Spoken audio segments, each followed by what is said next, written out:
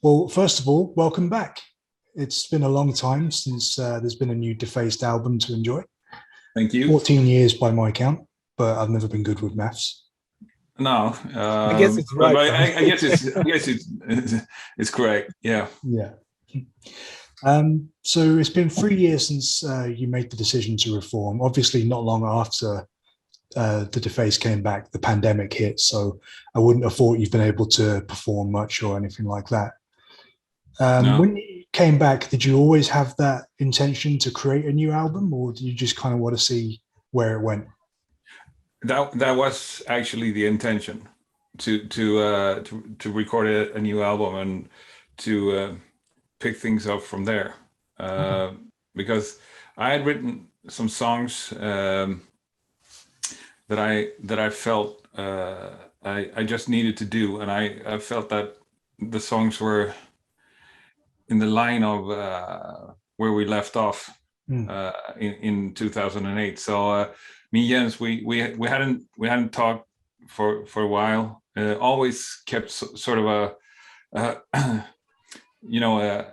slow contact, on and off.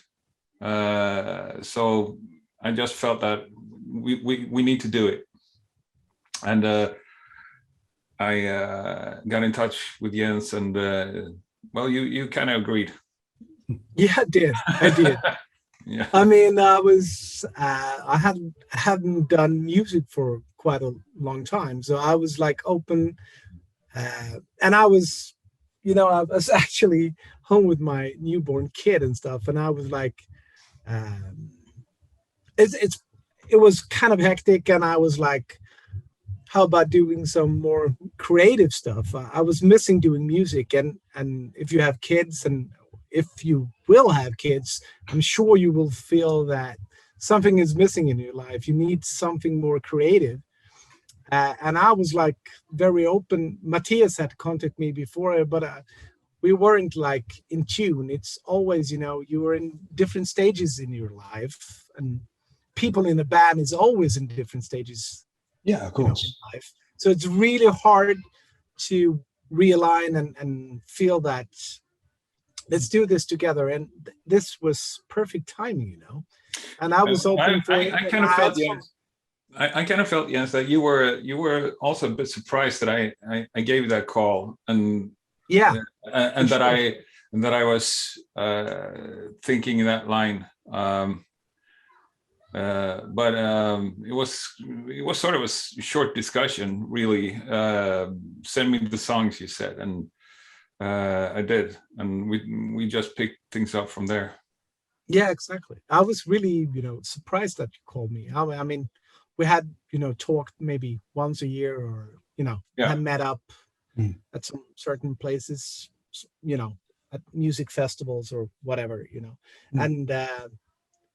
But it was perfect timing. It's all, life is about perfect timing in some ways, Yeah. Things collide, and it was, I think that was the story, actually. Very good. Nice and simple story. Yeah. Yeah. Kind of. Yeah. When you ask questions like this, we haven't, prepared anything, so it gets you yeah, discussing things that you never discussed before, and then you find out that that was the way, that's how it happened. Oh, it's a little bit more of an interesting question than how did you guys meet? What's your favorite bands? What are you listening to? Yeah, I mean, it's a great question. It gets your mind going. Well, along that similar lines then, Mattias, you'd mentioned that the new music you'd written was kind of in the same vein as where you left off. How would you say it differs to that music from the last album? I guess I'd say it was more with a certainty, a confidence in everything, and since we've been away so long, and I just felt that when picking up the guitar and strumming in the home studio where I'm right now, things just came out, you know, and I guess instead of aiming at a certain direction, I just felt that the riffs came out. I knew there were songs, and everything just sort of fell into place. Some songs, you know, you write them in 50 minutes, and others you have to struggle a bit with. It's always like that. But the direction and the mood was set from the beginning, which made it a bit easier, because I wasn't really aiming at anything particular. I was just aiming to get the music out, written in the way I wanted it to sound. And like I also said, the state of mind was unfortunately sort of influenced by my mother's chronic cancer disease and eventually her passing. But I guess that that kind of also helped, you know, the strength in music, the strength in creativity, even though hard times were the present in my everyday life. Yeah. Well, I'm very sorry to hear about your mother. But... Yeah, it's fine. It's fine. But it wasn't really something that I thought of during the process of writing the songs. It just kind of helped set the mood for the emotion in many of the songs, and you know, the choice you have, where you go with the intensity, with the speed, with well, the tonality. So we've covered the writing process. How was the recording process for this album? I would imagine you all had to do things separately when recording, or am I wrong? You were actually able to get together for a while?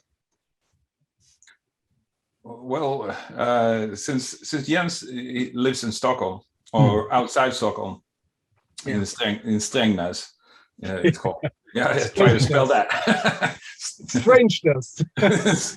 Everything's really strange in strangeness. String nose.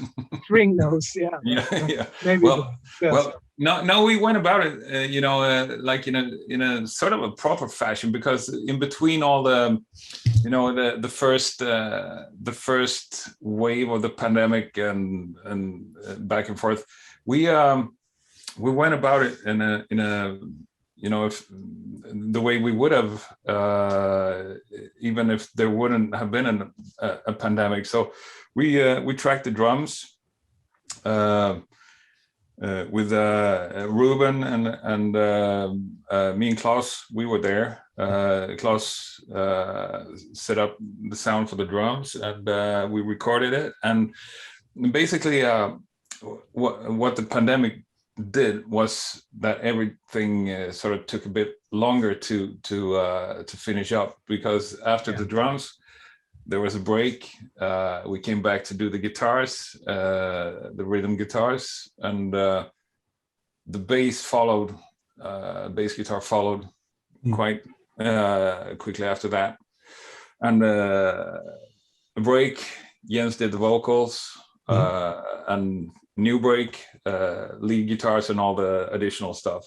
So the pandemic put pauses into everything. Yeah, it did. But, and that was a blessing in many respects. Don't you think that, Mattias? I mean, we had a lot of time to doing this. We had no deadline. In many respects, it's kind of great, because we could discuss so many details in you know, and really figure out what we wanted to create with this album. And I had a huge amount of ideas to create lyrics around this.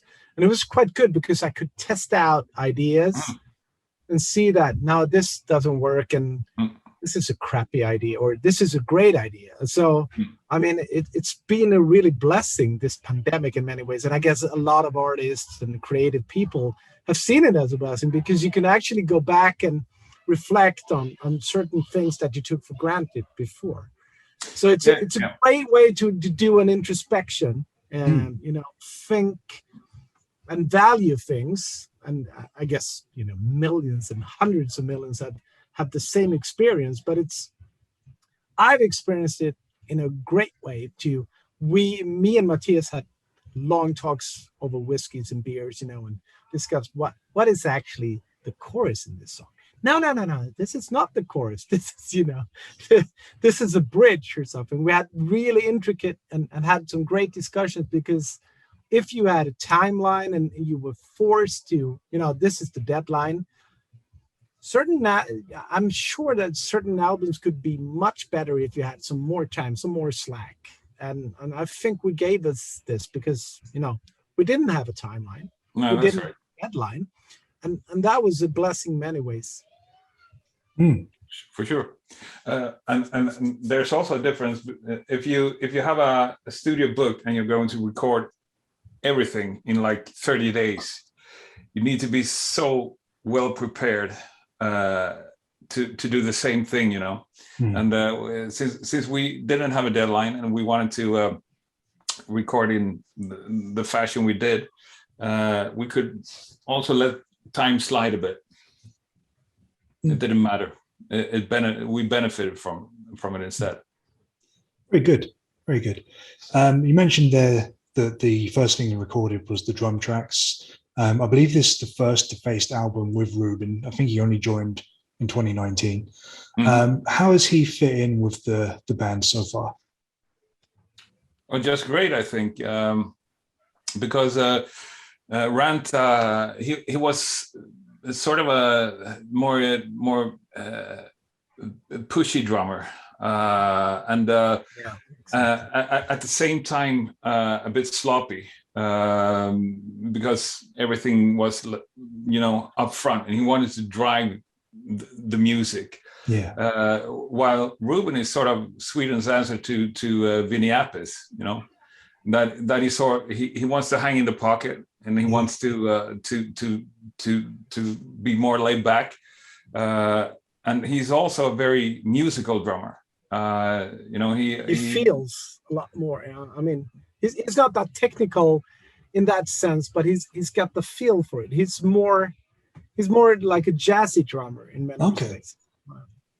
He hangs on the notes. He's not like pushing it. He's not like hanging on every note in many respects. And I think it made great, you know, we were more pushy, you know. Mattias is more not pushy, but he's, you know, he's on the, you know, on key and on tempo and everything, but he hangs a little. And I think it gives some suspense to the record, actually, that we wouldn't encounter if we had another drummer. First, I was like, no, I really don't like this. But afterwards, when we, you know, put, you know, layers upon layers, it gets more clear, and it really fits the music. We think. Yeah.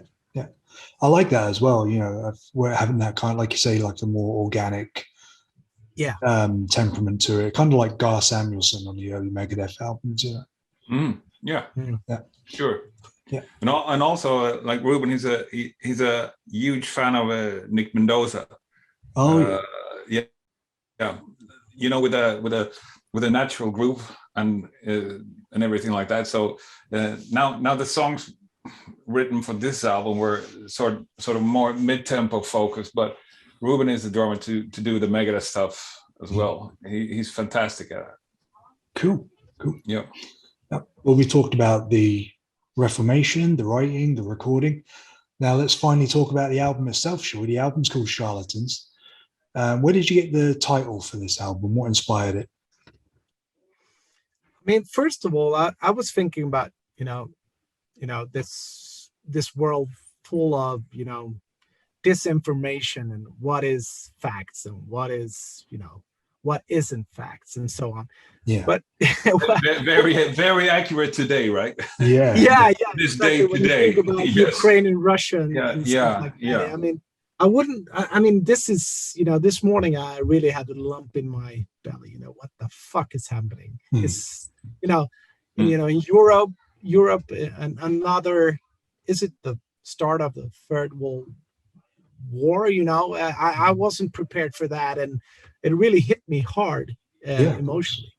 Mm-hmm. And it's not, Ukraine is not that far from Sweden, but it's not. And actually, when we have written, the second single from this album is called Wreck, and it's actually have a communist touch to it, when it comes to pictures and stuff. And I couldn't, imagine that when we started doing this album, because we had this. Me and Mattias was talking about, have a planned economy instead of a capitalist economy, and we wanted to capture that in this song Wreck, because Russia and a life and a soul could be a wreck. And actually now it's really, in many respects it's so it's so actually spot, at the it's point so right now. spot on. For the second, the focus track for Charlatans is Wreck, and we have a lyric video coming up probably next week for it. Okay. I don't know when the label's going to drop it, but well, like you said, Jens, goddamn, spot on. Yeah, it actually is. I thought about it today. So with that said, I was thinking about it, but then when I wrote the lyrics, it's actually about me. The whole album is about me and my shortcomings, and what I'm missing. In some respects, self-respect and what do you call it? Self-esteem and all of those. It's actually about me, all of it. It's about my emotions and how I feel about things. And it was actually when journalists came back and asked me about what is this song about, and what is this song about, and what is this? It's all about me and my emotions, I guess. So and sometimes you can feel like a charlatan, in certain respects.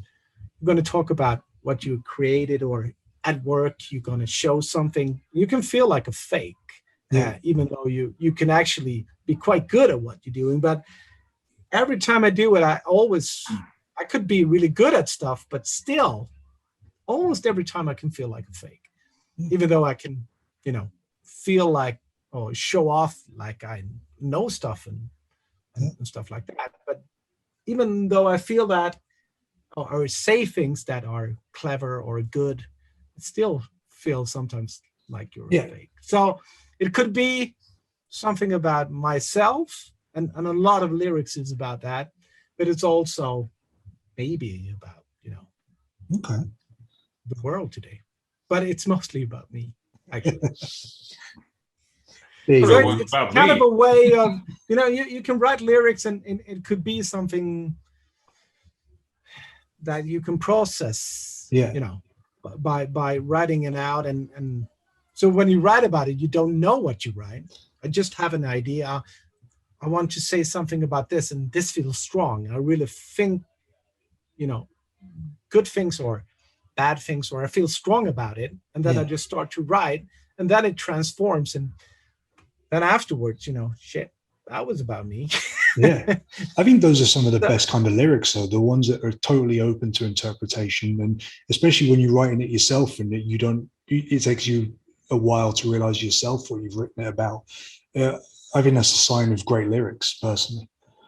But I'm trying, at least.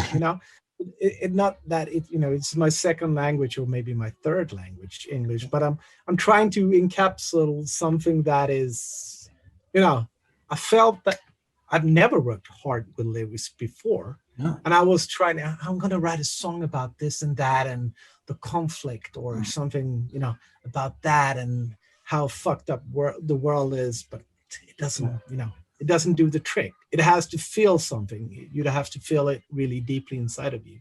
Then it feels true. and then you can actually do some good lyrics. Yeah. Okay. Well, speaking of songs, particular songs and that, a while ago now, I think it was about 7 months ago, you released a single, Notion of Persecution. When I looked at the track list for Charlatans, I noticed it wasn't on there. I don't know if I've just got a wrong track list or what. Yeah, that's not our song. No? No? Notion of Persecution, no. Oh, Who the I've never heard fuck of was I looking at then? There's some Swiss bands called the Defaced, and this is not the Defaced. There has always been another Defaced band, Right. and I remember when we released the first album, Domination Commence, way back in 2001.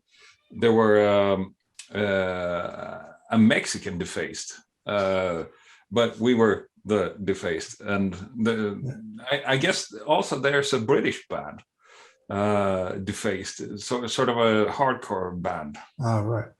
Yeah. Wow. Well, yeah. Well, notion of what you said. It's not our song. Oh, okay. Yeah. Well, So I guess I'm going to have to find that guess- band and thank them for making me look like a right dick in front of you two. Send them a card.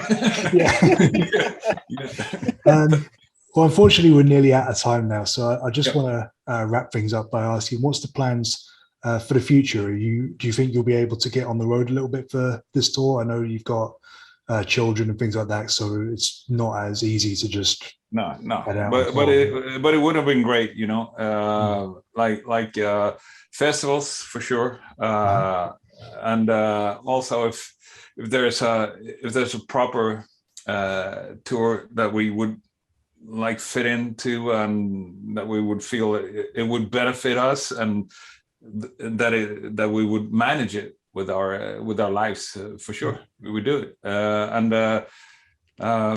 but festivals, absolutely. But I mean the festivals that are running hopefully now this summer, they're like booked since 3 years back. Yeah. We're so fucked, you know.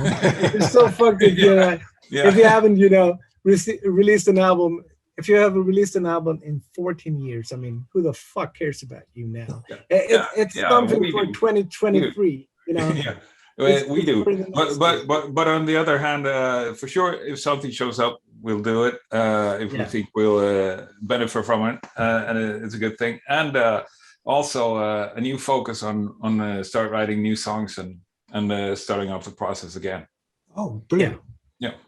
No, that's great to hear that you're continuing with new music and everything, because you always kind of worry when a band comes back and does a new album if it's just going to be like one and done. So that's really good to hear that you continue. You know the dreams of worldwide domination and being the biggest band in the world, they're not there. They were sort of left way back. So it's all about the music, and if you manage to communicate with your music to the listener, you succeeded, and that's what we're hoping to do. Excellent. Yeah, but it won't take 14 years, I'm sure. No. Maybe like 3 or 50. No. But I think we'll be ready in 3 years. We're like super old then. Yeah. No, we'll get our heads out of our asses and do in proper time instead. Brilliant. Oliver, if you listen to the album The Fourth, please give us some feedback. What you think, right in our channel, or say what you think and say what's your favorite songs, and we love the feedback. Notion of Persecution, that's my favorite. Yes, I like that too. I think a heavy name. Yes. Yeah. Guys, it's been really good to talk to you. You look after yourselves. Good luck with the album. Thanks, man. Yeah. Thanks, man. Thank you. Bye now. All right. Bye.